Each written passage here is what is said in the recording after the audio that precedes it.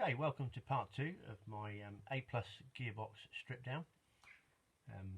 Yesterday we got to removing the diff cover, or undoing the bolts of the diff cover, and the video ran out. The storage on the video ran out, so we ended up taking off the diff cover. I had to go round it with the wallpaper scraper again, and it came off quite nicely. Seems to have been sealed with no gasket to speak of, but it does have the remnants of a Celastic, probably an RTV sealant. And then earlier on, I realised that just the diff just pulls out. These are the spacer rings which need to be replaced. The sad news is, on looking at the diff, before I got it out yesterday, I can see the number on it, and it's got 20/59. When looking at that on John Guess's Guessworks website, the 59, a crown wheel with a 59 teeth and a pinion with 20 is a 2.95 ratio. So if you remember in the earlier video, we said we were thinking it might be a 2.65 or a 2.95, hopefully a 3.44. It's not a 3.44, so we are going to have to swap out the crown wheel and the pinion, which I think is the gear that the crown wheel attaches to. Would make sense in here. But been chatting with John this morning, or put a post up on Facebook asking to see who had one, and there are a couple of people, John Guess being one, who's suggesting he's going to do a straight swap, which would be nice. Thank you, John.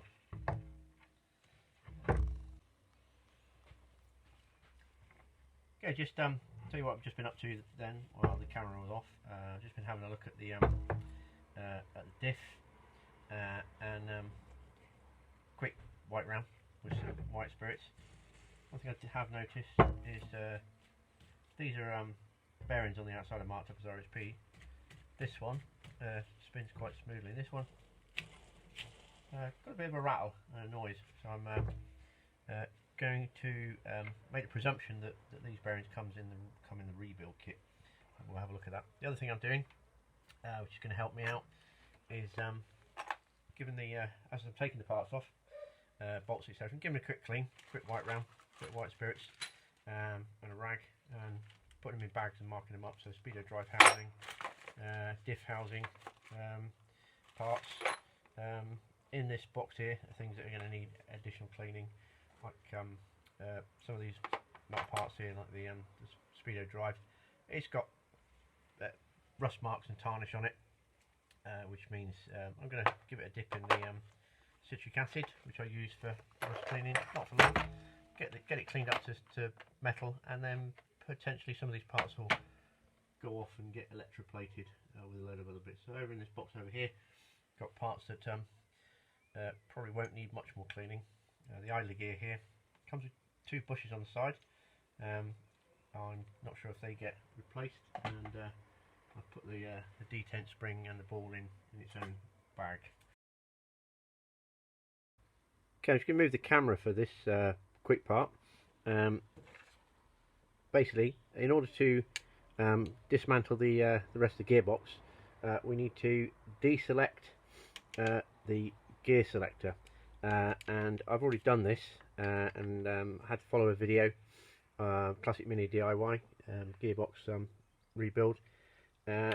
Basically, it was a question of trying to pull it and turn it to the left and get it all the way back and all the way to the left, so it's completely disengaged. You had to do that by just fiddling, really, and just moving the gears around. It didn't seem to want to go at all, but then all of a sudden it went. And then the next thing we've got to do is we've got to select 2 gears at the same time, and just following the video. So I'm going to pull this ring all the way to the right over here, and then after that I'm going to pull this one here all the way to the left, and that will engage 2 gears at the time. I can't remember which ones they are, but that will lock the gearbox up. You may also have to reach down into here and find a small gear underneath, which is a reverse gear, and bring that all the way to the left, as you can see it. Okay, so I'll give that a go off camera. Okay, close up again.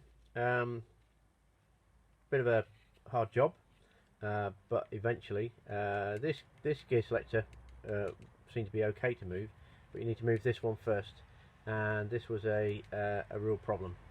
Eventually, I could see it wanted to go, but eventually I had to get a large screwdriver and coming from this side and just give it a gentle tap without causing any damage, and then it went no problem at all. Once that one slid across, this one's across as well, and I just had to make sure that the reverse gear was also out of the way, and now it's completely locked up. And now we can have a go at undoing this bolt, which is apparently torqued up to about 150 pounds-foot. That's going to be a problem, but we'll see how we get on.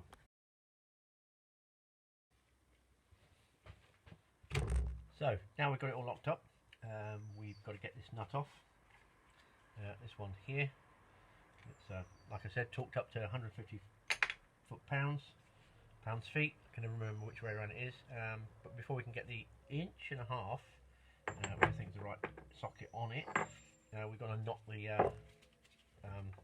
locking tab out of the way. So I'll give that a go, and to have a go at undoing the nut, I'm going to put it onto the floor because it's probably going to fall off the bench.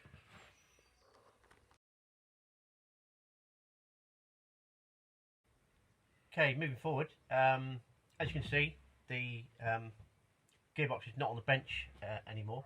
That's because last night, after I flattened down the locking tabs, I could not get that nut off. I used a short breaker bar. I tried hitting it with a lump hammer, not the nut, the breaker bar. Got my Halford's 2-foot breaker bar out. That didn't want to play either. Basically, just couldn't get the purchase on the gearbox because as soon as you started to move it, the gearbox would move. Tried standing on it, couldn't get anyone to help out, and packed up for the night and went on the internet, did some research. One of which was to, buy an impact wrench to work on the compressor. Didn't want to spend 38–40 quid on an impact wrench only to find it didn't work. Can't take it to a garage because we're currently in lockdown. A little bit more research, found a few other ideas, and the good news is we had some success. I'll show you. Okay, so after doing some research, got a load of ideas off Facebook, and also looked on Minimania, which is an American site, and came up with this idea that someone else has used in the past. Basically, take the gearbox, and I've screwed it down to 2 lengths of wood. Screwed in as many places as possible to avoid breaking the casing with that applied pressure. Got my Halford's breaker bar, 3-foot scaffold piece on the end, and had a go. It felt like it didn't want to play. It felt like it was going to break something. But I put my faith in BMC build of the gearbox and Halford's and whoever made the scaffold pole. Gave it another go, and boom, off it came. So what we're going to have to do now is, I thought, on the other side. Now, this is not covered on the classic mini DIY video. I've looked and looked. Is there's obviously a nut on the other side, and that's going to be probably as tight. And whilst it's bolted down, it would seem a good idea to strip that side down and get that nut off as well. So that's what we're going to do.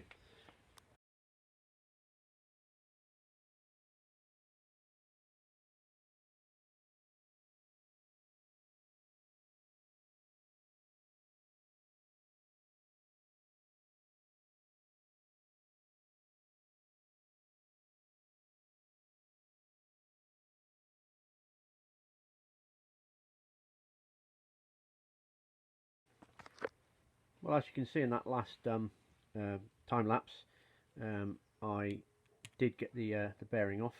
Had to use a lot of different tools, but at the end of the day, 2 large screwdrivers on either side of the bearing, so as to get an even pressure on it. And then as it came up, used a selection of different sized bars, starting off with screwdrivers, and then a breaker bar, and eventually it popped off. Now another issue is to get this nut off. I've done some research on the internet, again asking questions. It appears to be a 1 1/18 AF socket required, which I don't have, so we're going to have to stop there for a while. There's a couple of other sockets that I'm going to need to get to do this gearbox strip down, so I'm going to order up those sockets, or find where I can get them from. I have actually just found a set on eBay, second-hand set of all the ones I need, probably from the guy who did a gearbox build. So we'll get those and then we'll carry on with the rest of the strip down.